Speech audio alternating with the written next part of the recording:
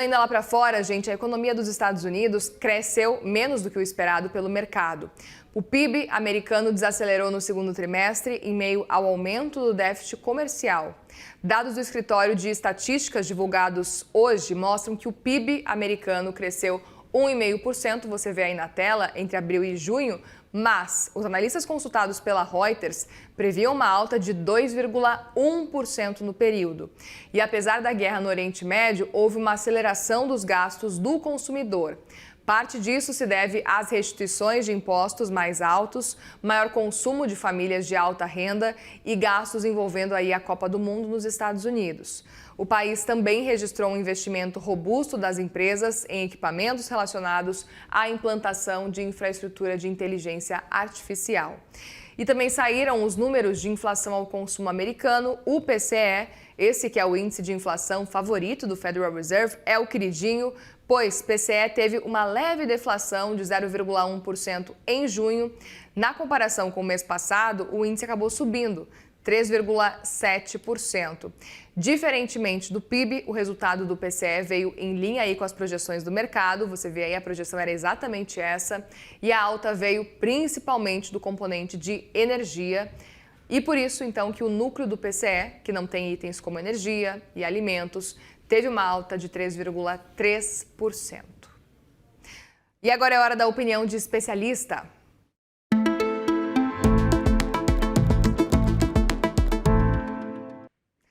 Vamos repercutir então esses balanços, esses dados aí dos Estados Unidos com o nosso colunista Gessner Oliveira. Gessner, bem-vindo aqui mais uma vez no fechamento. Boa tarde para você, quase boa noite.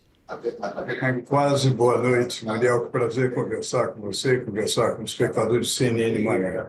Gessner, quero muito saber a sua percepção desse resultado. Pois é, porque a gente teve um PCE que veio dentro das estimativas, mas um PIB que cresceu bem menos do que o projetado. Como é que você enxerga esse desempenho, levando em consideração essa guerra no Oriente Médio? Olha, Muriel, nós temos uma situação interessante nos Estados Unidos de uma desaceleração. O dado veio abaixo das expectativas, porém é uma desaceleração que precisa ser desagregada e observada minuciosamente, porque alguns componentes do produto interno bruto dos Estados Unidos que cresceram significativamente. Os gastos familiares, o consumo continuou apresentando uma taxa de crescimento elevada. O investimento, sobretudo o investimento em tecnologia, tem apresentado um crescimento bastante grande e a desaceleração do PIB veio muito em função da retração de gastos públicos e também do aumento das importações, por sua vez, associados ao aumento de investimento e aumento de investimento com compra de máquinas, equipamentos, que está associado também ao setor de tecnologia. Então, nós temos uma desaceleração que não caracteriza uma recessão, que não caracteriza uma contração, mas é uma desaceleração que vem, de certa forma, consistente com a perspectiva de buscar a meta da inflação, mas ainda nós temos, Muriel, uma situação na qual, sistematicamente, a inflação tem estado acima da meta. Você apresentou bons dados em relação ao PCE, mas a verdade é que a meta de inflação é 2% e, sistematicamente, temos observado uma inflação maior do que 2%. Então, ainda há uma preocupação grande, aliás, preocupação que acabou se refletindo na discussão do FONC, na discussão da política monetária dos Estados Unidos, no âmbito do Comitê Monetário dos Estados Unidos, que houve 3 votos divergentes em relação à manutenção da taxa de juros. Então, eu diria que a leitura da discussão de política monetária e do comportamento do PIB dos Estados Unidos hoje é uma leitura de que há uma perspectiva de subida da taxa de juros nos Estados Unidos, que aponta para títulos do Tesouro norte-americano mais atrativos, consequentemente um dólar mais fortalecido, consequentemente pressão sobre as moedas dos emergentes, Muriel. Pois é, e aí aproveito para te perguntar, Géser, também como é que você enxerga o cenário da política monetária dos Estados Unidos com esse resultado. A gente sabe que o PCE justamente é o dado queridinho do Federal Reserve, eles sempre estão atentos ao PCE especificamente para tomar alguma decisão olhando para a inflação. Tem mercado de trabalho que eles estão sempre atentos também, e agora esse resultado do PIB. Queria muito entender o quanto que isso pode movimentar e até talvez mudar um pouco as projeções, levando em consideração que agora o novo presidente do Federal Reserve, o Kevin Warsh, não quer, enfim, passar um forward guidance agora, segundo o que ele tem anunciado nos últimos dias. Exato.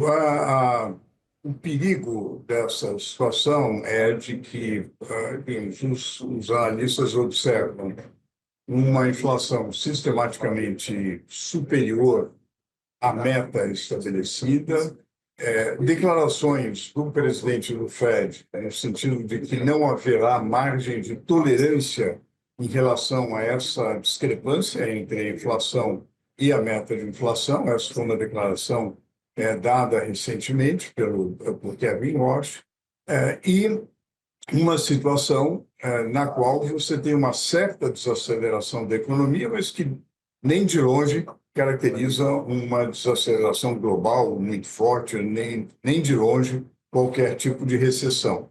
Nessas circunstâncias, e também de votos dissidentes, no sentido de aumento da taxa de juros, há uma percepção de que deverá haver um aumento da taxa de juros. Se começar a haver uma percepção de que o Fed americano está atrasado, de que já deveria estar tomando essa decisão, isso leva a uma situação, digamos, de maior preocupação no mercado, porque esses atrasos, em geral, são seguidos de subidas muito fortes. Então, eu diria que há uma expectativa realmente de alta de juros, e essa alta deverá vir de uma maneira mais suave ainda no segundo semestre. Uma apreensão muito grande com relação ao aumento de, por exemplo, energia nos Estados Unidos e combustíveis, né, consequentemente, diante dessa alta do petróleo que a gente tem acompanhado também nos últimos dias. Queria saber o quanto que isso pode atrapalhar, até levando em consideração os planos de Donald Trump de tentar aí eleger os seus candidatos, os parlamentares do Partido Republicano, num segundo semestre agora que a gente tem acompanhado. Isso, obviamente, pode impactar a questão política também. Então, queria te ouvir sobre o quanto que esse cenário depende da guerra no Oriente Médio, o quanto que não depende para baixar os custos de energia, de combustíveis.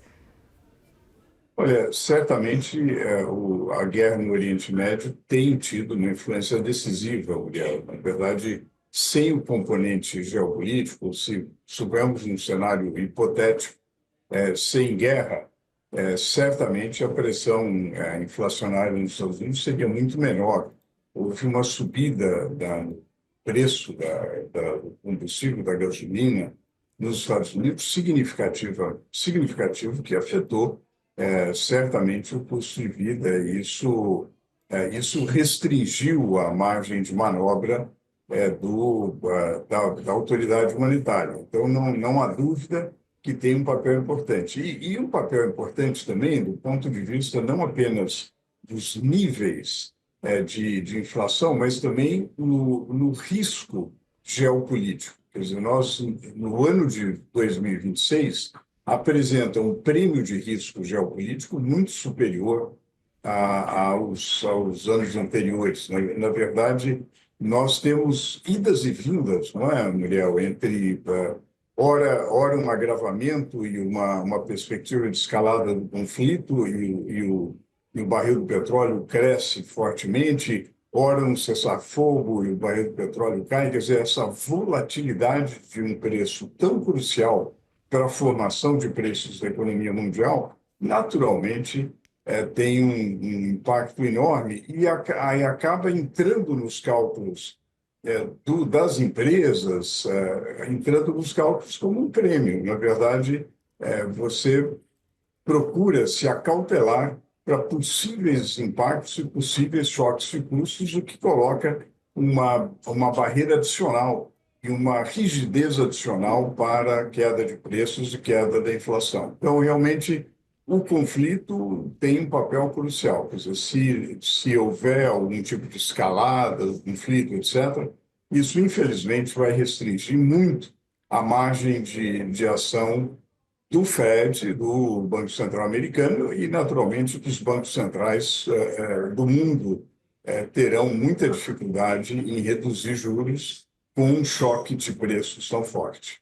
Pois é, já aproveito para te perguntar o quanto que você enxerga então a necessidade de aumento de juros ou não diante do que a gente tem pelo menos por enquanto. A gente viu ali no Fed Watch, né, no CME Group, uma previsão de que deve ter um aumento de juros na próxima reunião, mas assim, não é nem de longe unanimidade do mercado. A gente percebe que o mercado ainda está bem dividido com relação a esse aumento ou não dos juros nos Estados Unidos. Quanto que você enxerga esse cenário? A gente pode falar num aumento ou não? Como é que você está lendo também esse cenário? Olha, eu leio o cenário como um aumento gradual dos juros. Acho que há uma divisão, de fato, não é claro, e naturalmente, a importância da questão geopolítica é tanta que, naturalmente, um cenário completamente diferente do lado geopolítico poderia eventualmente alterar essa projeção. Mas eu diria que hoje a maior probabilidade é de que nós tenhamos, de fato, um aumento na taxa de juros. Não um aumento muito forte, muito significativo, mas um aumento até, digamos, você realmente fazer a inflação corrente realmente chegar muito próximo e atingir a meta estabelecida de 2%. Eu acho que tenho a impressão que a declaração de Kevin Warsh foi uma declaração para valer, e realmente falou que não haveria margem de tolerância para sistematicamente ter inflação acima da meta, e eu tenho a impressão que ele vai buscar esse objetivo.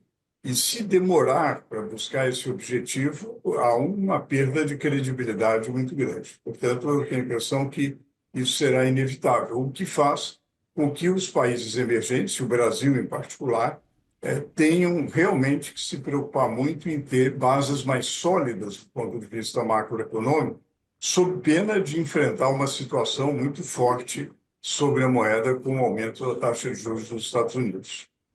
Muito bem, Gessner Oliveira, colunista do CNN Money, obrigada mais uma vez pela conversa por aqui. Um bom trabalho para você, bom restinho de quinta-feira. Igualmente, um grande abraço a todos. Obrigada.